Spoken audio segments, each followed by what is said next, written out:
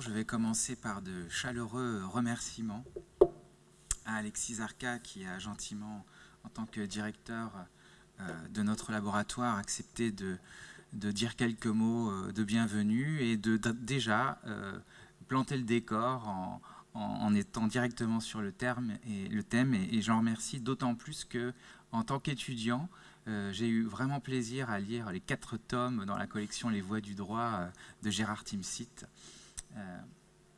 Donc ça m'a vraiment fait plaisir que tu l'évoques ce matin.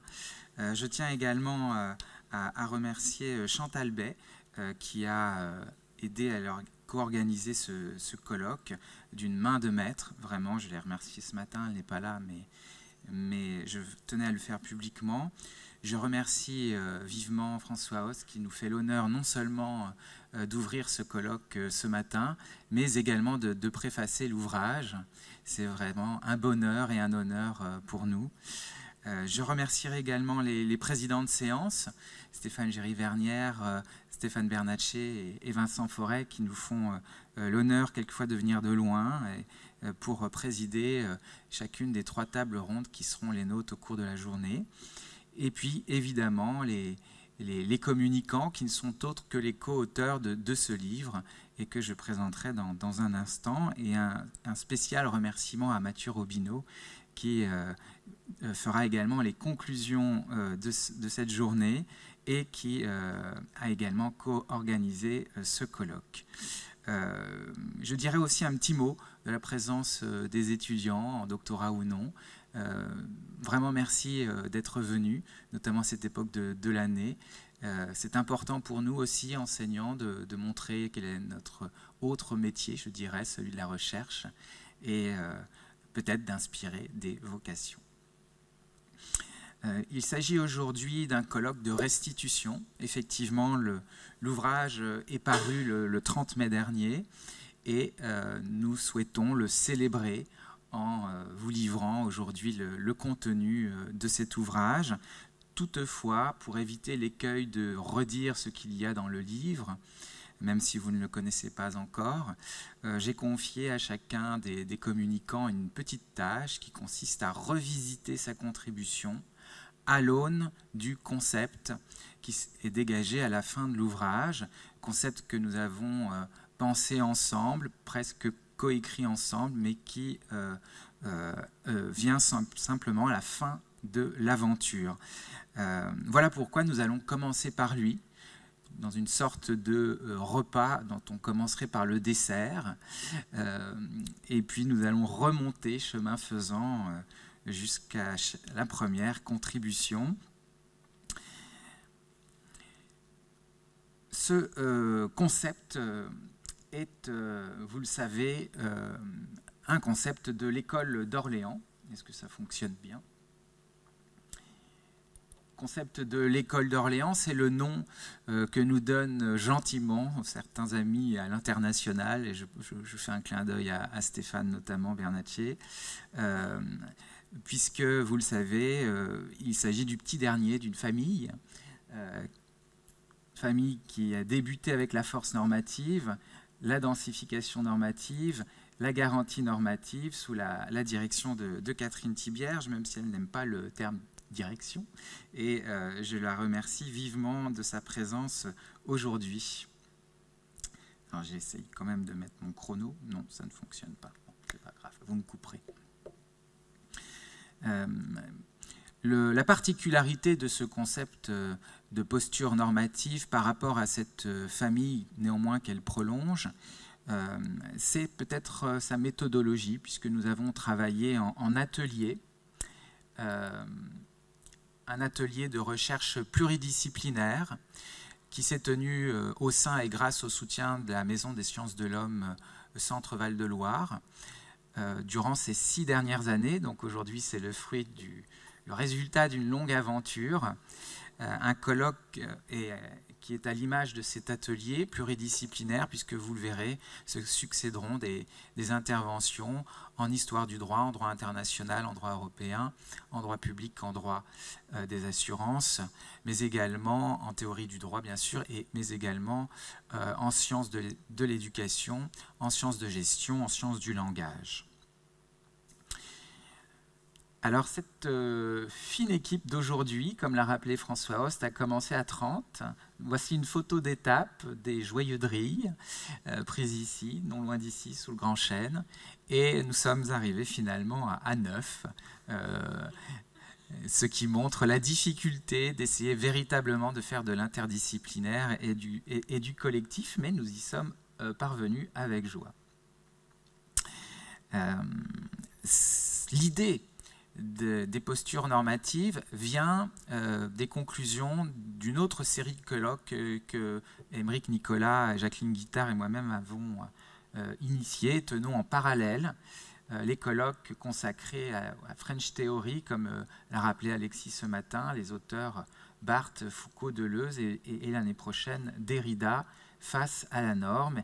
Et en effet, dans les conclusions, nous avons essayé de dresser la posture normative de ces auteurs, à la fois en tant qu'hommes et en tant qu'auteurs, autrement dit à travers leur ouvrage, posture face à la norme.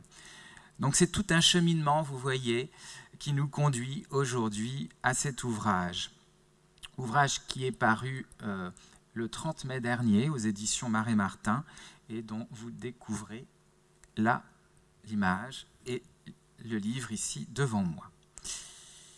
J'aimerais, avant de rentrer dans le détail du concept, essayer de vous faire saisir intuitivement ce que peut être une posture normative, en commençant par l'image. Il s'agit d'une photographie prise dans le bureau ovale de la Maison-Blanche entre le président Johnson et le sénateur Russell.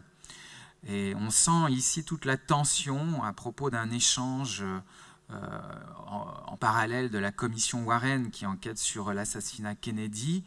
Et me semble-t-il, on peut dire qu'il y a là des postures qui s'affrontent en face à face. Celle à gauche peut-être du président en posture de domination et celle à droite peut-être du sénateur en posture qui est de non-soumission de toute évidence. Donc il y a du charisme politique, il y a de la tension, il y a de l'espace aussi, ils sont quasiment nez à nez. Et à propos de ce qui sera les conclusions officielles de la commission, autrement dit la norme qui va être retenue, on sent des postures. On peut peut-être aussi saisir intuitivement cette notion de posture normative par le texte cette fois-ci, et je remercie Aymeric de m'avoir transmis cet arrêté préfectoral de Normandie sur le plan Vigipirate, dont il s'agit effectivement de ne plus le qualifier de plan, mais de posture. Je pense que c'est la première fois. Posture Vigipirate, qui est ici élevée au niveau urgence attentat, suite aux événements du Proche-Orient d'octobre 2023. Texte qui nous invite à nous mobiliser en termes notamment de sécurité des bâtiments, des lieux, des espaces, etc. Et on emploie alors le terme posture comme pour venir dire qu'il faut plus qu'un plan, plus qu'un dispositif, mais que chacun se comporte, se mobilise en vue d'un objectif. Alors avec ceci, on peut maintenant problématiser ce que sont les postures normatives. Elles prennent place au sein d'un thème général qui est celui de l'étude des rapports à la norme des destinataires au moment de leur réception. Un thème qui est assez peu étudié parmi les sciences qui s'intéressent aux normes, notamment en droit, mais ce n'est pas le cas évidemment des sociologues et d'une certaine manière, je pense que c'est largement un terrain réservé que nous avons défriché de manière pluridisciplinaire dans cet ouvrage. Ce regard un peu particulier sur cette phase d'application des normes a un double intérêt. D'abord un intérêt factuel, car l'on peut alors observer ce que nous n'aurions pas forcément en tête au départ, c'est-à-dire une grande diversité, un grand pluralisme des rapports aux normes et une grande complexité de ces rapports aux normes, loin d'une simple conformation ou d'un simple rejet lors de la phase d'application des normes. Ce que l'on observe, ce n'est pas simplement la conformation ou la violation, donc ce n'est pas simplement une phase d'application, mais c'est une véritable implication ce qu'on appelle encore à ce stade-là des destinataires de la norme pour les appliquer. Une implication évidemment très variable. Nous y reviendrons. Cet intérêt factuel nourrit immédiatement un intérêt théorique. La problématique, effectivement, de l'impact des destinataires sur la normativité en phase de réalisation questionne tous nos concepts. D'abord, le professeur François Host le rappelait, le schéma assez linéaire que nous avons en tête, le schéma de l'application des normes qui distinguerait un auteur et des destinataires lors d'une phase d'édiction, puis d'une phase d'application. Ce schéma linéaire est déjoué par l'observation et on assiste au contraire à des boucles de rétroaction, comme l'a rappelé le professeur Host. La notion de sujet également. Le sujet conçu de manière passive et puis surtout non conçu, dirais-je. Tout le monde est uniforme lorsqu'il s'agit d'appliquer les normes. Là, au contraire, nous voyons que plus que des destinataires, nous avons affaire à de véritables personnes qui vont se positionner face aux normes au moment où vient leur application. Le comportement, ensuite. Le comportement, à dire vrai, est un résultat assez statique. Or, les postures montrent au contraire qu'il s'agit d'étudier une dynamique. La posture est plus large, elle s'affiche, elle peut d'ailleurs conduire à l'imposture, il y a quelque chose de la revendication ou non, de l'affichage, de la communication, et surtout, elle est le fruit d'un raisonnement ou non, d'une parole, d'une communication, et s'en nourrit. La norme, ensuite, la norme est, lors de la phase d'application, très éloignée des textes. Nous sommes au contraire baignés dans un univers normatif qui fait appel autant aux paroles qu'aux actions concrètes. Et les normes que nous réduisons souvent au texte, à la règle, n'est qu'un élément de cet univers. Et parmi ces normes, celles qui sont des sources, également, semblent comme fondues parmi tout un ensemble de consignes, de directives d'application, de directives d'interprétation, qui, en tout cas pour les destinataires, sont tout aussi normatives que les textes. Et enfin, la normativité elle-même, qui est souvent pensée uniquement sous l'angle du devoir-être, et là nous force à en étudier l'être, à en étudier les effets concrets. Autrement dit, c'est comme s'il nous manquait tout un langage conceptuel pour concevoir la normativité en phase de réalisation. Alors l'hypothèse qui a été la nôtre pour essayer de pallier à ce manque est l'hypothèse qui n'est pas celle de l'application linéaire et uniforme, mais celle de l'incarnation.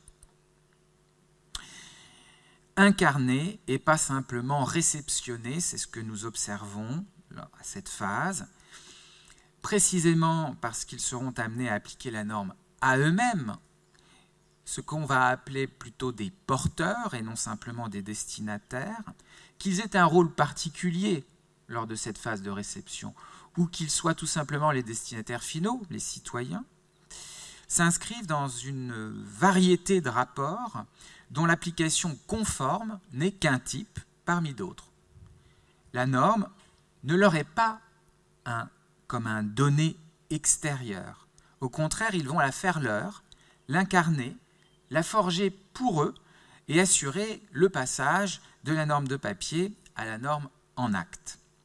Autrement dit, lorsqu'elle entre en phase de réalisation, la normativité s'incarne à travers ceux qui vont la porter dans ses effets et révèle donc des rapports variables et à proportion du rôle particulier de ces porteurs.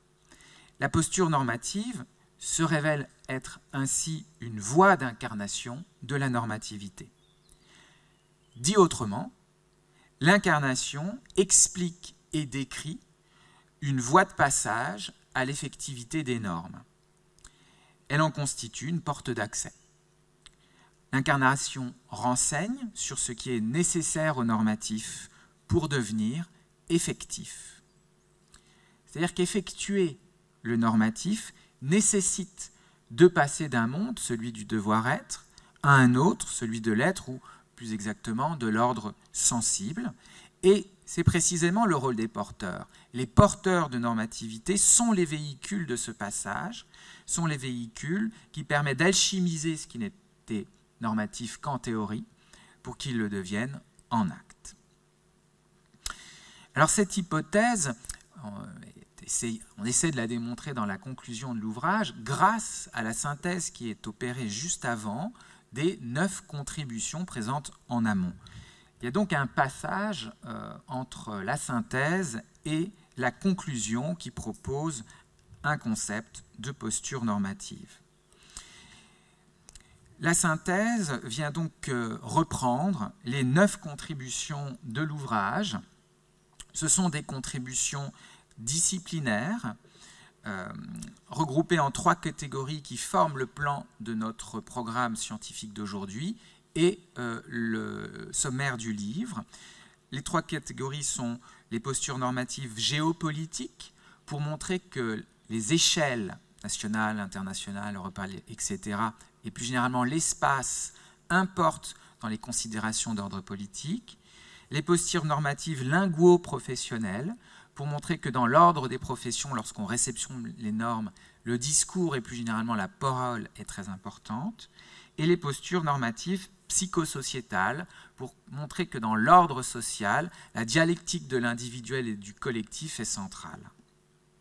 Alors ces 9 contributions que vous allez découvrir tout au long de la journée sont celles de Pierre Belda sur les postures normatives des communes rurales révolutionnaires face aux politiques de la terreur, celle de Monsef El-Younsi sur l'exemple du Saint-Siège dans le Concert des Nations à propos de la dynamique des postures normatives, celle de Karine Laurent-Bouteau sur le face-à-face entre les organisations internationales européennes et la Pologne pour mettre en lumière la posture normative des chiens de faïence, celle de Florence Giordano sur les ambiguïtés de la posture normative des directeurs d'hôpitaux face à la crise du Covid-19, celle de Yann Mercier-Brunel sur la question des postures normatives des enseignants dans l'évaluation scolaire en France, celle de Mathieu Robineau sur les débats sur l'assurance des pertes d'exploitation en cas de crise sanitaire par le recours au concept de posture normative, celle de Dominique Hulma sur les postures normatives en formation d'enseignants entre sciences de l'éducation et sciences du langage, celle d'Émeric Nicolas sur la posture normative face au flux normatif du pass sanitaire, et la mienne sur les postures normatives face à la gestion normative de la crise sanitaire du Covid-19, qui est une republication, comme je le dirai cet après-midi, d'un article paru à l'Ariège. Alors, ces 9 contributions permettent, dans la synthèse, de nous mettre sur la voie d'une notion plus générale qui ne serait pas disciplinaire, grâce aux apports communs que l'on peut trouver dans chacune de ces 9 contributions.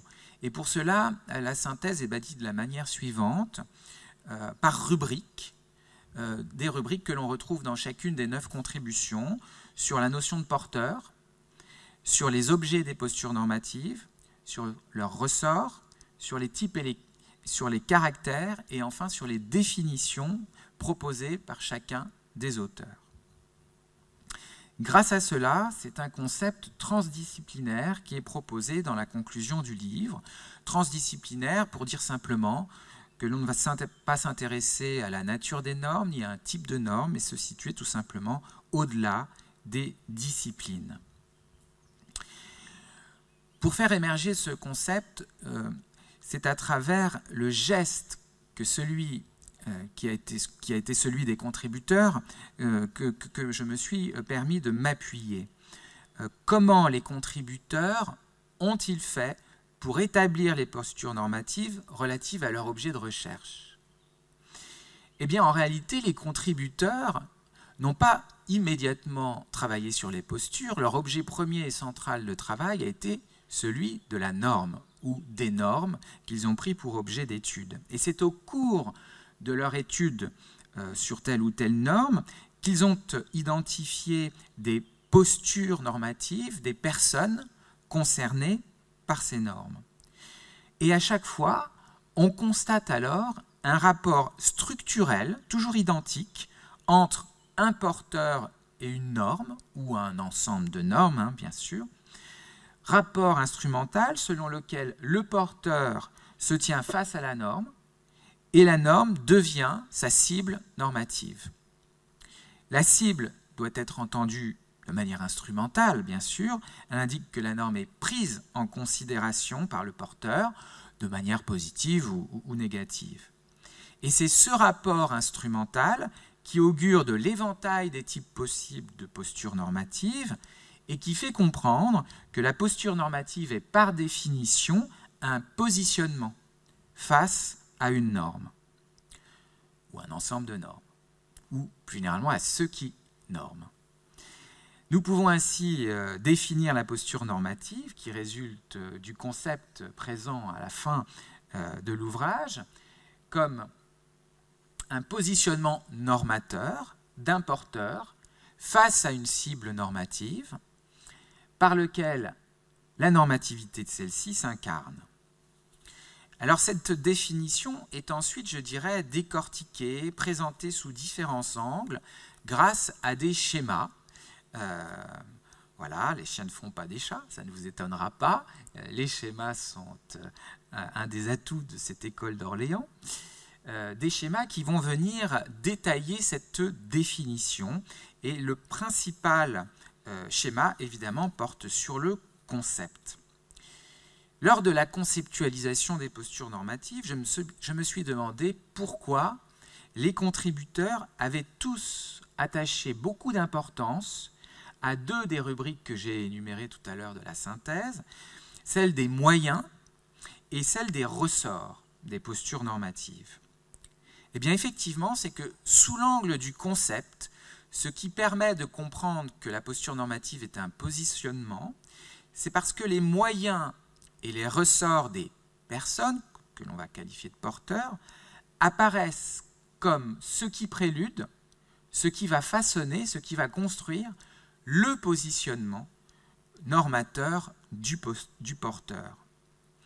Ainsi, le positionnement est établi par la convergence des moyens dont dispose le porteur et des motivations qui sont les siennes, d'où ce premier schéma qui porte sur le concept où l'on visualise les moyens du porteur en haut, les motivations du porteur en bas. Et cette convergence va conduire pour le porteur qui se tient face à une norme qu'il prend pour cible à adopter une stratégie.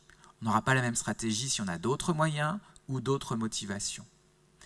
Alors la conclusion est un petit peu plus fine en précisant que la stratégie est voulue, consciente, engagée, mais quelquefois il n'y a pas de stratégie, il y a un comportement purement réflexe et il suffit de citer les nudges qui, dans ce cas-là, font intervenir les moyens et les motivations qui sont celles du porteur dans l'instant T, contraint totalement matériellement par le dispositif technique qu'est le nudge.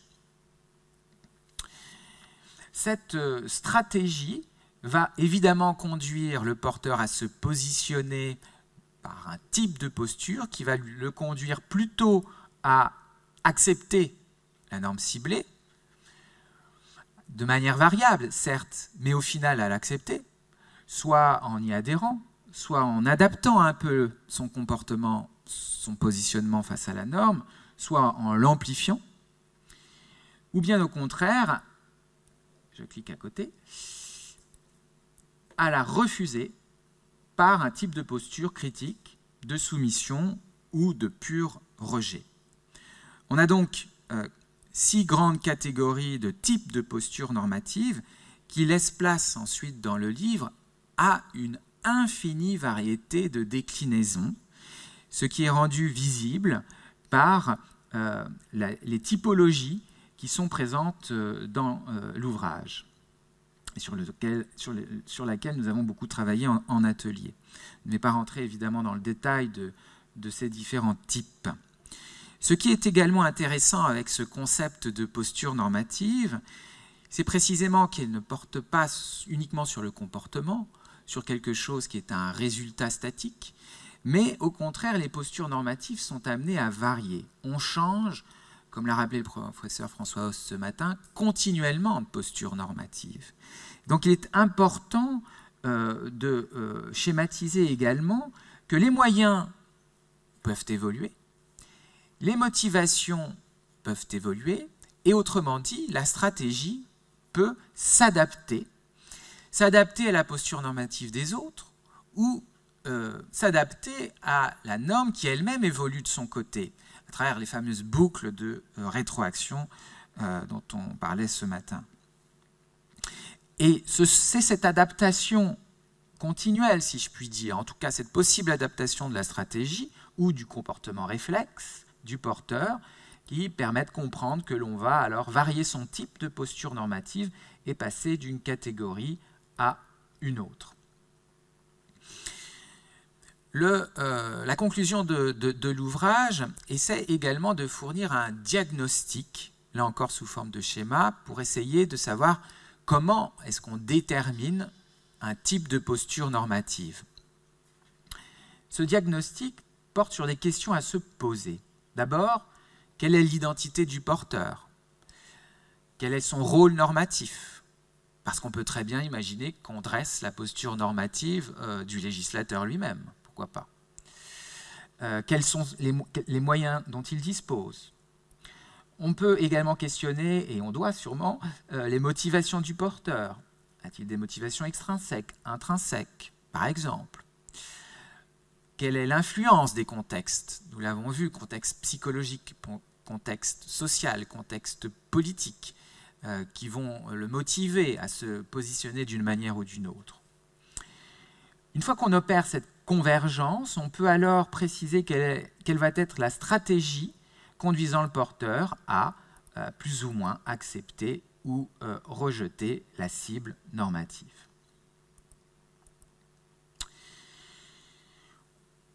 On comprend alors que ce diagnostic permet de réfléchir non seulement à la posture normative de tel ou tel porteur, mais surtout à son impact en termes d'effectivité sur la norme cible. J'ai pris un exemple dans la conclusion du livre tiré de la contribution de Pierre Belda sur la posture normative des communes vosgiennes. Alors, c'est beaucoup plus large dans la contribution de Pierre, hein, mais j'ai pris l'exemple des communes vosgiennes face aux politiques de la terreur. Donc, il s'agit, en ce qui concerne le porteur, d'une commune vosgienne. C'est une institution, personne de droit public. Son rôle est d'être en charge d'appliquer les politiques de la terreur sur son territoire. Ses moyens, eh bien, on constate qu'il ne va pas employer de moyens de pure répression, pas du tout. Ses moyens, c'est de déployer un récit, celui des élites dirigeantes, qui va être plutôt de convaincre les villageois. Donc il n'y aura pas de répression ni de manifestation contre la cible. On va plutôt rechercher, désarmer les suspects, déchristianiser en douceur et être à l'initiative en matière d'économie dirigée. Pourquoi? Pas parce que les motivations du porteur, en l'occurrence de ces communes vosgiennes, ce n'est pas des motivations liées directement à la terreur, c'est le patriotisme et la nécessité de l'effort dans les moments difficiles. Alors la convergence entre ces moyens et ces motivations montre que la stratégie de ces communes, c'est une stratégie conviction. On veut convaincre les villageois d'appliquer, de respecter ces politiques de la terreur. On est donc effectivement, notamment quand on compare par rapport aux autres communes, dans un type de posture normative d'adhésion, mais vous l'aurez compris, quand même assez modéré. Alors en conclusion, j'aimerais préciser que les postures normatives, c'est évidemment d'abord on l'aura compris, un outil de diagnostic des mouvements sociaux, mais aussi des déterminations individuelles de chacun d'entre nous.